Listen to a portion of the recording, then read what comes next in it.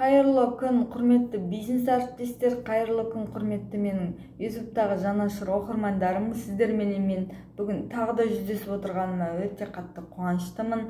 Сіздердің көңіл күйлеріңіз жақсы деген ойдамын. Мен бүгін сіздермен бөлісетін өнімім, яғни мінекей Тяньшуйдың биоцинк өнімі. Биоцинк деп отқанымыз жалпы қазақша айтқанда ол мырыш. Адам организміне мырыш жетіспесе, қандай ауруларға шалдығады, және мырыш өнімінің қолданылуы, қандай ауруларда қолданылады, сол жөнінде организмге қаншалықты дәрежеде ол қажеттілігін біз осы видеода қамтып өтетін боламыз. Егер менің видеом ұнаса, лайк және комментарий қалдырып, тіркелуді ұмытпаңыздар. Бұл цинк өнімі жалпы адам организмінде 200 түрлі ферменттің қызметін атқарады. 200 түрлі ферменттің қызметін атқарады. Яғни ол деп отқанымыз не? Барлық элементтердің жиынтығын біз қаншалықты дәрежеде басқа да өнімдер іше берейік, именно цинк жетіспеген жағдайда сіздің ішіп атқан өніміңіз тікелей не істейді? Дала кетеді. Яғни бұл цинк өнімі, мысалы кальций ішкен болсаңыз, мысалы шай ішкен болсаңыз, сол нәрселерді өзінің орнына, яғни апарып, керекті жерлеріне апарып, керекті витаминдерін бөліп беріп, адам организмінде ең бірінші қызметі токсис қызметін атқарады. Адам организмінде токсис қызметін атқарады. Яғни бұл өнімнің ішінде мінекей 60 капсула бар. Біз оны күніне 5 капсуладан 10 күн, 12 күн 5 капсуладан тамақтан бұрын или болмаса кейін, кейде өзіңіздің яғни уақытыңыздың болуына байланысты тамақпенен бірге ішуіңізге болады. Бұл қандай жағдайларда қолданылу керек, қандай ауруларды емдейді деген тақырыпқа біз келетін болсақ, бұл өнім, яғни ең бірінші терінің, яғни түрленуі, теріңіздің өзгеруі, сол цинктің ең басты жетіспеушілігінің бірі екен, цинк өнімінің. Одан кейін біз жады дейміз ғой, мидың есте сақтау қабілетінің төмендеуі, және тез жаттай алмау. Бір номерді жаттай алмаймыз, болмаса бір сабақты басымызға қонуының төмендеуі, яғни осы цинк өнімінің мінекей жетіспеушілігінен болады екен. Сонымен қатар үшінші ең үлкен ол жетіспеушілігі, әйелдерге цинк өнімі жетіспесе, яғни менструальный цикл деп айтамыз, өзі әйелдер түсінеді, менструальный цикл деп айтамыз.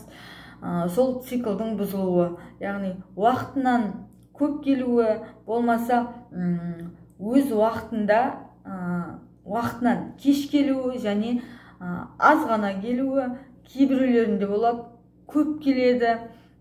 Адам организмі әртүрлі ғой. Әрбір адам организмі әртүрлі болғандықтан сол, яғни менструальный циклдың өзгеріске ұшырап келуі осы цинктің, мінекей, цинк өнімінің жетіспеушілігінен болады екен.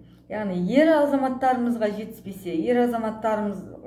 жетіспесе, ең бірінші қажеттілік біз алкоголь өнімдеріне біз қажеттілігіміз мөлшерден тыс қолданып қояды екенбіз.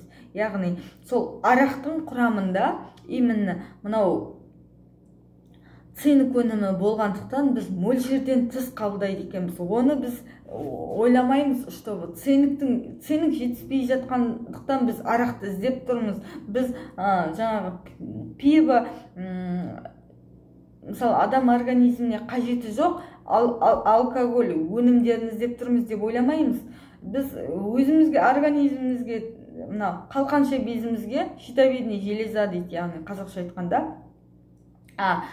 щитовидный железа, қазақша айтқанда қалқанша без дейді. Сол қалқанша безінің мөлшерден тыс қажеттілігін өтеу үшін біз сол алкоголь өнімдерін қолданады екенбіз. Сол одан кейін осы цинк өнімін сіз қабылдасаңыз, алкоголь өнімдерінен сіз бас тарта алады екенсіз. Одан кейін тері аурулары, яғни экзема, псориаз, болмаса басқа да аллергиялық аурулар. Мысалы, кейбіреулер айтып жатады, мен көктен түшкіріп жатырмын, болмаса шаңнан түшкіріп жатырмын деген көп нелерді біз мөлшерден тыс, яғни түшкіру. Сол аллергиялық аурулардың бірден бір емі екен.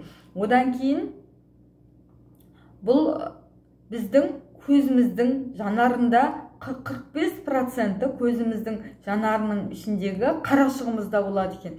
Яғни көзіміздің көру қабілетінің нашарлауы осы цинктің жетіспеушілігінен екен. Кейбіреу айтады, мысалы, мен жақыннан көрмеймін дейді, біреу астигматизм дейді, ал біреу алыстан көрмеймін дейді, біреу катаракта дейді, біреу соған операция жасатып атады. Оған операция жасатудың ешқандай қажеттілігі жоқ. Күніне 5 капсуладан әрбір диагноз бойынша 3 мезгіл 15 капсуладан ішетін болсаңыз, сіз осыны бір ай қабылдайтын болсаңыз, жаңағыдай мен айтқандай дозада сізде не істейді, мырыш өнімінің тапшылығы организміңізде жойылады.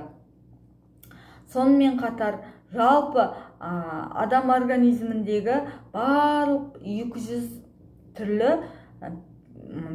фермент, яғни витаминдердің қызметін атқарады екен. Әрбір ішіп отқан өнімдеріміз, мысалы, мен кеше айтып кеттім ғой, биокальциймен де, үлкендерге арналған биокальциймен де бірге қосылып ішіледі, детский кальциймен де ішіледі, цинкпен де қосылып ішіледі. Қандай өнім ішпесеңіз де қасында мінекей осы өнім міндетті түрде жүру керек. Неге десеңіз, сіздің ішіп жатқан кальцийіңізді, сіздің ішіп жатқан шайыңызды, сіздің ішіп жатқан үлкендерге арналған кальцийіңізді өз орнына керекті жеріне апарып тасымалдаушы қызметін атқарады. Яғни қазақша айтқанда таксистің қызметін атқарады. Қараңызшы, өте керемет. Сіз қаншалықты дәрежеде продукцияны ішсеңіз де міндетті түрде қасында цинк болу керек. Қандай өнім ішсеңіз де міндетті түрде қасында цинк ішу керек. Өйткені организмге керекті жерлерге, яғни клеткалардың аузын ашып, қақпаның аузын ашып, сол керекті жерге біздің бүткіл 12 мүшемізге керекті витаминдерді апаратын тасымалдаушы өнім ретінде бұл сипатталады екен. Мінекей, қараңызшы, өзі кішкентай ғана өнім, бірақ қызметі өте үлкен, зор екен. Еске сақтау қабілетін жақсартуға көптен көп көмегін тигізеді. Құрметті бизнес әріптестер, құрметті менің оқырмандарым, менің бүгін цинк жөнінде, яғни қазақша айтқанда мырыш элементі жөнінде берген ақпаратым сіздерге ұнады деген мен ойдамын. Сіздер егер менің каналыма ұнаса, тіркеліп, лайк басып, комментарий жазып, келесі видеода қандай өнімді көргілеріңіз келеді, қандай өнімді жөнінде толық ақпарат алғыларыңыз келеді, сол жөнінде жаза кетіңіздер. Мен сіздердің баршаларыңызды Аллахтың разылығы үшін жақсы көремін. Ауырмаңыздар, өз денсаулықтарыңыз өздеріңіздің қолдарыңызда цинк өнімін ішіп, өз денсаулықтарыңызды өз қолдарыңызда ұстаңыздар. Аман, есен, сау, саламатта болыңыздар. Тыңдағандарыңызға көптен көп рахмет.